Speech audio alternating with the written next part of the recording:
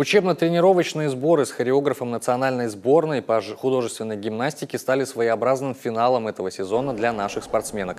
Ровно неделю гимнастки занимались под руководством федерального эксперта. В Коми Михаил Первых приезжает регулярно и отмечает, технический уровень художественной гимнастики в регионе растет. А главное, у детей есть большое желание заниматься этим видом спорта. Объем работы, который проходим за неделю, он очень большой.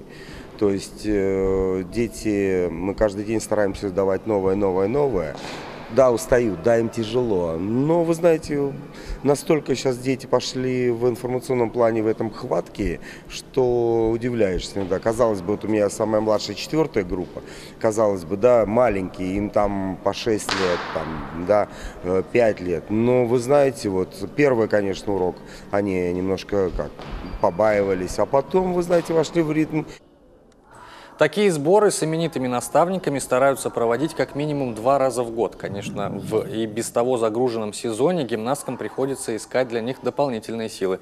Но, как говорят сами спортсменки, когда приходит время выходить на ковер с предметом, у них открывается второе дыхание.